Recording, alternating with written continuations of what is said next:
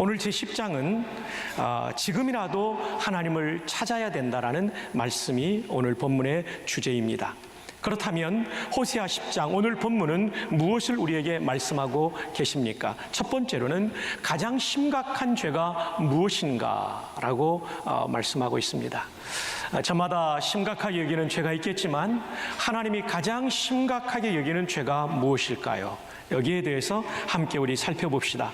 호세아 10장 1절 여러분 한번 읽어주십시오. 시작. 이스라엘은 열매 맺는 무성한 포도나무라. 그 열매가 많을수록 제단을 많게 하며 그 땅이 번영할수록 주상을 아름답게 하도다. 열매가 많을수록 제단을 많게 한다는 얘기는 우상의 제단을 많이 만들고 우상 숭배에 더 깊숙이 빠져간다는 얘기죠. 그리고 땅이 번영할수록 주상, 어려운 말이죠. 기둥주자에 형상상자. 우상 숭배하는 사람들이 기둥에다가 우상의 형상을 새겨놓고 절하고 그리고 숭배했던 것이죠. 그래서 주상은 우상의 형상을 기둥 모양으로 만들었다는 뜻입니다. 우상 숭배가 지금 심각하게 일어나고 있다는 거죠. 2절을 보시면 그들이 두 마음을 품었으니, 두 마음을 품었다는 얘기는 하나님도 섬기고 우상도 섬기는 두 마음, 하나님도 사랑하고 우상도 사랑하는 두 마음을 품었다는 것입니다. 그래서 이제 벌을 받을 것이라. 하나님이 그 제단을 쳐서 깨뜨리시며 그 주상을 허시리라. 여러분, 우상 숭배에 대한 징벌이 있을 것이라고 말씀해주고 계십니다. 우상 숭배에 대해서 대수롭지 않게 생각하는 사람들이 있지만 하나님은 그렇지 않습니다. 아주 심각하게 다룹니다. 사도신경은 우리가 믿어야 될 내용이 기록되어 있습니다. 조금 전에 고백했죠? 주기도문은 우리가 기도할 내용이 기록되어 있습니다. 십계명은 성도가 살아야 될 내용이 기록되어 있습니다. 자, 십계명의 1계명 한번 읽어보실까요? 출애굽기 20장 2절로 3절입니다. 함께요. 시작. 나는 너를 애굽 땅 종되었던 집에서 인도하여 낸 내 하나님 여호와니라. 너는 나 외에는 다른 신들을 내게 두지 말라. 나 외에 다른 신을 두지 말라. 그 다음 2계명입니다. 4절로 5절입니다. 시작. 너를 위하여 새긴 우상을 만들지 말고 또 위로 하늘에 있는 것이나 아래로 땅에 있는 것이나 땅 아래 물속에 있는 것에 어떤 형상도 만들지 말며 그것들에게 절하지 말며 그것들을 섬기지 말라. 나 내 하나님 여호와는 질투하는 하나님이지. 거기까지요. 자, 우상 숭배하지 말라는 것이 제2계명입니다. 그러면서 하나님께서 자신을 소개하십니다. 나 여호와는, 네 하나님 여호와는 어떤 하나님이라고요? 질투하는 하나님. 여러분, 질투라는 말은 조금은 째째한 사람이 하는 것처럼 우리가 느끼지 않습니까? 속 좁은 사람을 연상하게 되지 않습니까? 이런 매우 부정적인 단어를 하나님께서 자신을 소개하면서 사용하셨다는 점, 이 점을 우리는 한번 주의 깊게 살펴보아야 됩니다. 결코 하나님은 속 좁은 하나님이 아니십니다. 그분은 관대하시고 그분은 넓은 품으로 사람들을 용납하시는 하나님이신데 왜 여기에서는 내 하나님 여호와는 질투하는 하나님이라고, 하나님께서 자신을 질투하는 하나님이라고 소개한 이유는 무엇일까요? 이에 대해서 카일 아이들만 목사님은 이렇게 명쾌하게 설명합니다. 하나님은 당신의 마음을 얻기 위해 질투하신다. 여러분의 마음을 얻기 위해 질투하신다.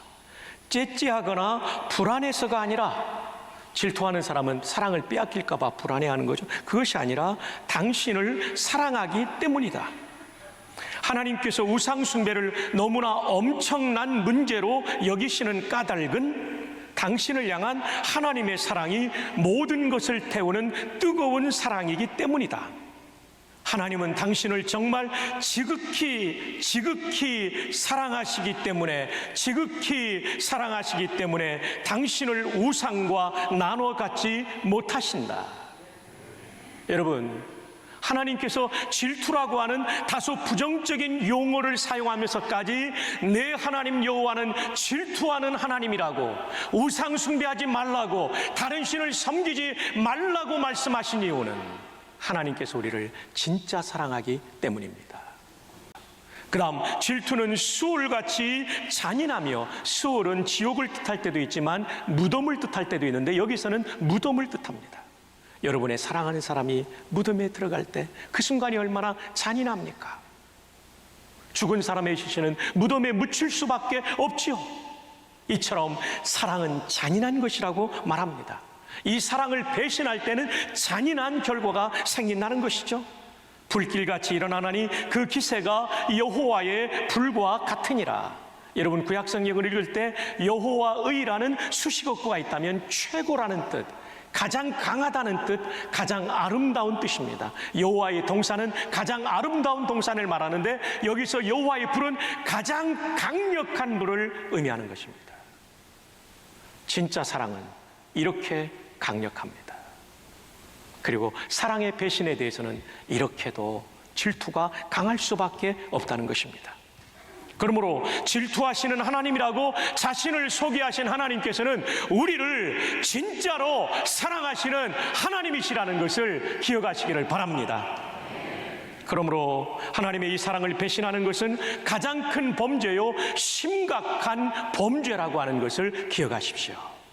지금 북이스라엘의 문제가 아주 심각한 범죄를 저지른 것입니다. 그것이 우상 숭배라는 범죄입니다. 북이스라엘은 우상에게 속한 자가 되어버렸기 때문에 오늘 본문에 보면 수많은 문제들이 나오죠. 3절에는 지도자다운 지도자, 민족의 지도자가 사라진다는 얘기가 나오고 4절에는 재판정까지 거짓말이 난무하는 독초 같은 재판정이 된다라고 말하고 있습니다. 지금까지 살펴본 호세아 10장에 말씀하시는 내용, 첫 번째는 가장 심각한 죄가 북이스라엘에 있었다는 것입니다. 그것이 우상 숭배였습니다. 그럼 둘째 내용은 무엇일까요? 이렇게 심각한 죄에 대한 엄중한 처벌을 예고하고 있는 것입니다. 그들이 저지른 우상 숭배의 죄가 얼마나 큰지 그 처벌을 보면 알 수 있죠. 자, 10장 7절 여러분 힘있게 읽어주세요. 시작.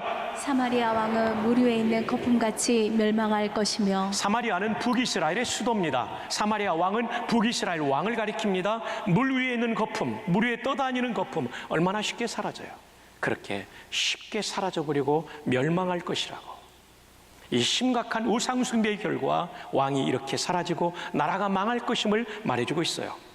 5절과 6절에 그들이 섬겼던 금송아지는 아수르 왕에게 바쳐질 것을 말합니다. 8절에 우상의 제단과 산당은 다 파괴될 것을 예언합니다. 9절에 기브아시대부터 이 죄를 지었다. 사사기 19장에서 21장에 나오는 그들의 영적 도덕적 타락, 그것을 지금도 북이스라엘이 이어받고 있다라고 책망하십니다. 그리고 10절에 하나님께서 이들의 영적 도덕적 타락, 우상 숭배에 대해서 징계하신다는 말씀을 하십니다. 그러면서 만민이 모여서 이스라엘을 공격할 것이다. 이 만민은 아수르 군대가 다민족 군대, 이 멀타이 에스닉 다민족 군대가 쳐들어와 가지고 이들을 공격할 것이라고 말하죠. 그리고 11절에 이스라엘 사람들은 아수르로 끌려가 포로의 삶을 살 것이다. 그것을 소의 멍에를 씌운 것으로 설명하고 있습니다. 여러분, 우상 숭배가 결코 작은 문제가 아닙니다.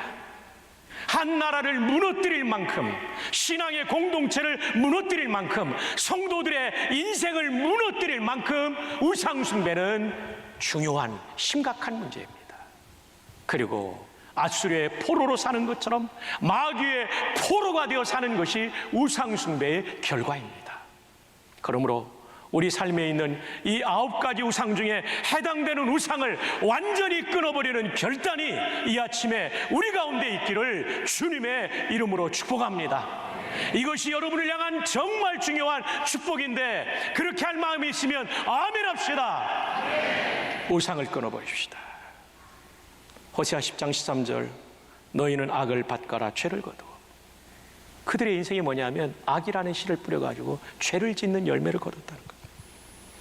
또 악을 밭갈아서 거짓 열매를 먹었다는 거예요. 진실이 아니라. 이는 내가 내 길과 너의 지혜를 말하는 겁니다. 내 용사, 군사력을 의뢰하였기 때문이다. 여러분, 신앙생활은 뭡니까? 내 지혜나 내 힘을 의지하는 게 아니라 하나님의 지혜와 하나님의 힘을 의지하는 거예요. 그게 참 신앙이고 그럴 때 하나님 기뻐하시는 인생, 복 주시는 인생이 되는 것입니다. 그 결과 14절의 결과가 나타납니다. 함께 한번 크게 읽어주세요. 시작. 그러므로 너희 백성 중에 요란함이 일어나며 내 산성들이 다 무너지되 살만이 전쟁의 날에 베다벨을 무너뜨린 것 같이 될 것이라. 그때에 어머니와 자식이 함께 부서졌도다. 너희 백성 중에 요란함이 일어나며 전쟁 난다는 얘기입니다. 내 산성들이 다 무너지되 강력한 철 옹성 같은 방어 요새들이, 방어 진치가 다 무너진다는 얘기입니다. 살만이 전쟁의 날에 베다벨을 무너뜨렸다는 것은 살만에셀 5세 아수르 왕, 이 북이스라엘을 무너뜨렸던, 함락시켰던 아수르의 왕을 말합니다.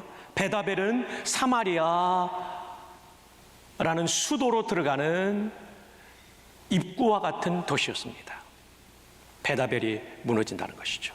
그때 어머니와 자식이 함께 부서졌도다. 얼마나 철저하게 함락당했냐면 어머니들은 전쟁의 상황에서 아이를 살리려고 노력하는데 그런 시도도 헛되게 엄마와 아이가 함께 죽어버리는 처절한 함락의 장면을 보여주고 있습니다. 이런 북이스라엘의 멸망의 원인은 무엇입니까? 15절이 말합니다. 너희의 큰 악으로 말미암아. 이 큰 악이 우상숭배입니다. 베델이 이같이 너에게 행하리니. 베델이 뭐냐면 한 도시인데 야곱이 하나님을 만났던 역사적인 신앙적 간증이 있는 장소인데 북이스라엘의 이 베델 같은 장소예요. 야곱이 하나님을 만났던 그 같은 장소인데 어떻게 변질됐냐면 북이스라엘의 금송아지가 여기에 있었어요.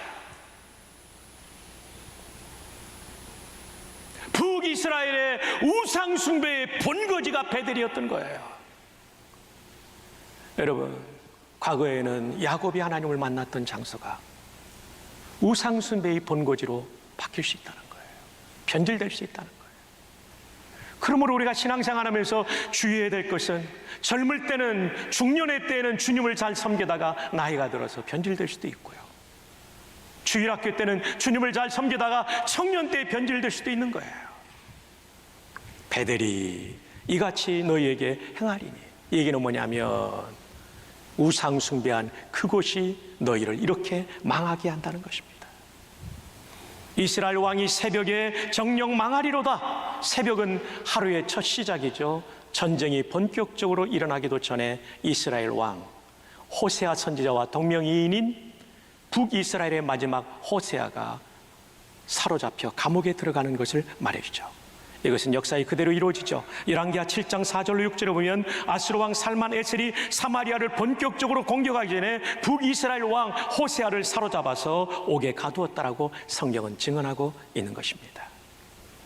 여러분, 우상 숭배의 죄가 결코 작은 죄가 아니라 이것은 나의 인생을 망하게 하는 죄입니다.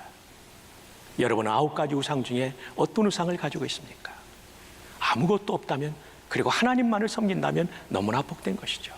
그렇지 않다면 오늘 반드시 끊어버리기를 바랍니다. 호세아 10장의 내용은 먼저 가장 심각한 죄, 우상 숭배의 죄를 말씀하고 있고, 두 번째, 너무나 심각하기 때문에 엄중한 처벌이 있다라고 말합니다. 망하고 포로로 끌려갈 것이다. 오늘의 성도도 우상 숭배에 빠지면 영적으로 망하고 인생도 시들어지고 마귀의 포로가 될 것입니다. 자, 그렇다면 세 번째 내용은 무엇입니까?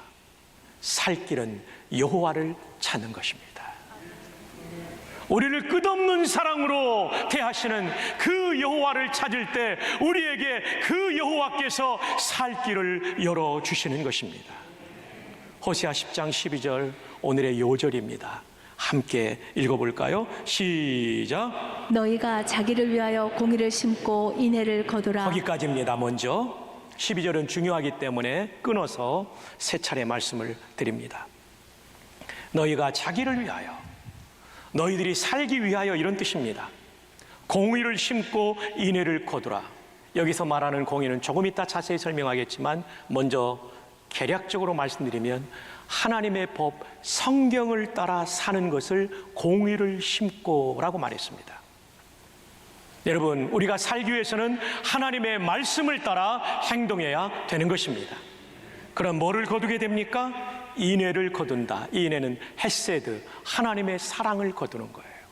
다시 하면 하나님의 말씀을 따라 행동하면 하나님의 사랑을 거두게 된다라고 말씀합니다. 공의라는 단어는 히브리 말의 최데카라는 단어인데 이 righteousness라는 단어를 가지고 제가 미리엄 웹스터 사전을 찾아보니까 이렇게 나와요. 하나님의 법 또는 도덕법, 도덕법은 도덕적 가치 기준이 되는 보편 타당한 법을 말하는데 우리는 지금 신앙적인 거니까 미리엄 웹스터 사전의 이 정의에 하나님의 법에 초점을 맞춥시다. 하나님의 법에 일치하여 행동하는 것이 공입니다. 자, 영어로 한번 볼까요? acting, 행동함, in accordance with, 일치하여, with, divine, 하나님의 신적인 이런 뜻이죠. 그 다음 맨 뒤에 보면 law, 하나님의 법에 일치하여 행동함이 공의입니다. 성경에서 말하는 공의는 이런 뜻입니다. 사상적인 어떤 법적 기준 가지고 말하는 게 아니고요. 성경에서 말하는 공의는 뭐냐면 저와 여러분이 하나님 말씀 읽고 강론 시간 잘 듣고 이 말씀을 따라 행동하면 이게 공의의 삶이 되는 것입니다. 믿으시면 아멘. 공의가 그거예요. 하나님 말씀 따라 행동하는 거예요. 그러면 하나님의 인애를 거둬요. 정의라는 단어를 볼까요? justice라는 말, 히브리 말로 미슈파트라는 단어입니다. 우리말로 발음을 써놓잖아 선고합니다. 여기서 가장 중요한 것은 영어의 impartial, 기울지 않은, 공정하다는 단어입니다. impartial. 이게 가장 중요해요. 이게 반복되고 있어요. 갈등 문제를 공정하게 조정함 또는 상보를 공정하게 줌으로써 공정을 유지 관리하는 것입니다. 정의롭다. 이건 공평하다, 공정하다는 뜻입니다. 네, 오늘은 정의가 주 단어가 아니라 공의가 주 단어예요. 여러분, 우리가 살 길은 여호와를 찾는 것인데 여호와를 찾기 전에 먼저 해야 될 것은 성경으로 돌아가 성경 말씀의 가르침대로 사는 것입니다. 그 다음에 말씀을 보면 중반절에 너희 묵은 땅을 기경하라. 성경을 읽고 성경의 말씀 따라 행동하면서 묵은 땅을 기경하라. 이들의 마음밭을 묵은 땅이라고 그래요. 묵은 땅은 갈지 않았던 땅이에요. 딱딱하게 굳어 있어서 씨를 뿌려도 이게 열매를 맺지 못하는 거예요. 열매를 맺는다 할지라도 풍성한 열매가 없는 거예요. 그럴 때는 이 굳은 땅을요, 쟁기를 가지고 푹 써가지고 그냥 뒤집어 엎잖아요. 여러분 좀 더 이해하시도록 제가 모션까지 취하고 있습니다. 그냥 쟁기를 가지고 푹 떠가지고 뒤집어 엎습니다. 그러면 이 흙이 부서지고 깨지면서 부드러워져서 씨앗을 뿌리면 이 말씀의 씨앗이 풍성한 열매를 맺는 거죠. 기경하라는 얘기는 깊은 회개를 의미하는 말입니다. 여러분, 우리가 살 길은 성경으로 돌아가고 하나님의 말씀에 부닥침을 받아서 나의 우상 숭배의 죄를 회개하게 될 때 완악하고 굳었던 우리의 마음이 부드럽게 바뀌게 될 줄 믿습니다. 잡초들이 뽑혀 나가게 될 줄 믿습니다. 은혜 받을 준비가 될 줄로 믿습니다. 이 회개의 은총이 있기를 주님의 이름으로 축복합니다. 그러면서 이제 중반절에 또 하나 나오죠. 지금이 곧 여호와를 뭐 할 때니? 찾을 때니. 이 찾는다는 히브리 말은 기도한다, 예배한다는 뜻입니다. 다라시. 저와 여러분이 어떻게 하나님을 찾습니까? 기도하면서 하나님을 찾는 겁니다. 이 찾는다는 얘기는 만난다는 뜻이에요. 저와 여러분이 언제 하나님을 만납니까? 예배드리면서 만납니다. 여러분, 제가 지금 강론하고 있는데 이 강론학을, 설교학을 호밀레틱스라고 그래요. 영어로. 이 호밀레티스는 헬라어 호밀리아에서 나왔어요. 이 말의 뜻은 만남이에요. To meet, 만나다라는 뜻이에요. 여러분, 예배 시간은 하나님을 만나는 시간이에요. 영과 진리로 온 마음을 다하여 예배를 드릴 때 하나님께서 우리를 만나 주십니다. 여호와를 찾으라는 얘기는 온 마음으로 기도하라는 얘기요, 온 마음으로 예배드리라는 얘기예요. 그럼 반드시 하나님이 우리를 만나 주시고 우리를 살려 주실 줄로 믿습니다. 여호와, 그분은 어떤 분이십니까? 이스라엘 하나님의 고유한 이름, 타종교에는 여호와라는 이름이 없어요. 오직 우리 하나님, 구약의 이스라엘, 신약의 이스라엘, 신약의 이스라엘은 교회를 말하죠. 우리 모두의 하나님의 고유한 이름입니다. 구약 성경을 가만히 보십시오. 여호와라는 표현을 얼마나 하나님이 많이 쓰시는지 중요하기 때문이에요. 두 번째, 생명을 주시는 분 창조자이십니다. 우리가 믿는 하나님이 죽은 사람도 살리시고 죽어가는 사람도 살리시고 죽은 마음도 살리시는 생명을 주시는 하나님이십니다. 그리고 이분은 절대적이십니다. 우리 모두는 상대적이지만 그분은 누구도 감당할 수 없는 절대 강자이십니다. 그분께 피하는 사람 안전할 줄 믿습니다. 그리고 변함이 없으신 분이에요. 한번 사랑하기로 작정하시면 끝까지 사랑하시는, 끝없는 사랑을 주시는 변함이 없으신 분이십니다. 자, 12절의 하반절을 봅니다. 마침내. 이 마침내를 김혜보 박사님은 미래의 결정적 순간이라고 말했어요. 미래의 결정적 전환점, 터닝 포인트라고 말씀하셨어요. 뭐 하면? 성경 읽고 그 말씀 따라 살고, 묵은 밭 같은 내 마음을 기경하면서 회개하고, 그리고 기도와 예배로 하나님을 찾으면 마침내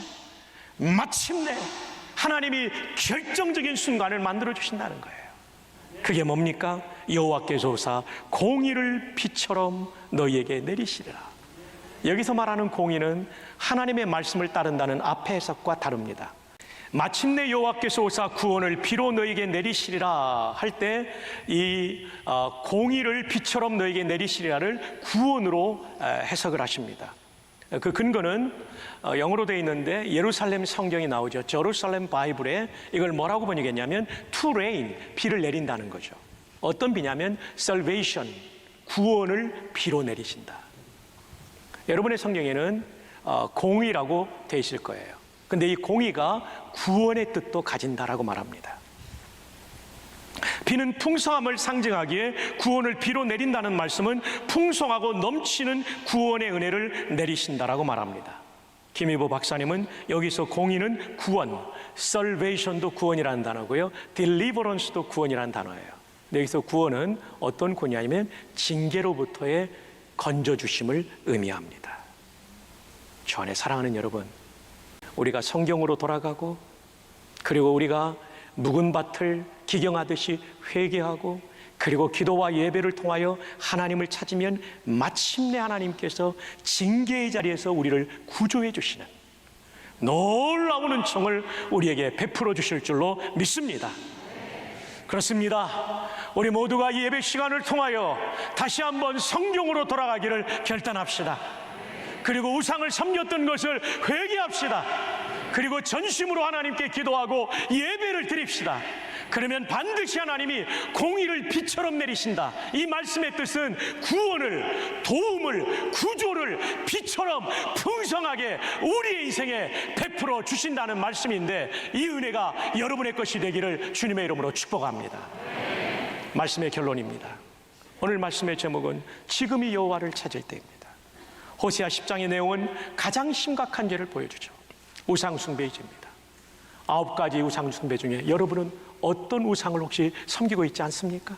두 번째, 우상 숭배에 대한 엄중한 처벌이 나옵니다. 이것이 심각한 문제예요. 하나님과의 관계를 깨뜨리는 문제예요. 그래서 엄중하게 처벌하죠. 포로로 끌려가게 되죠. 망하고 끌려가죠. 우상 숭배하면 영적으로 망하고 마귀한테 끌려다니는 거예요. 그럼 마지막 세 번째 살 길은 뭡니까? 회개하고 말씀으로 돌아가고 예배하고 기도하고 하나님께로 돌아가면 하나님께서 우리를 반드시 살리시고 우리 인생에, 우리 교회에, 우리 민족에 부흥의 은혜를 주실 것입니다. 이 은혜가 함께하기를 주님의 이름으로 축복합니다.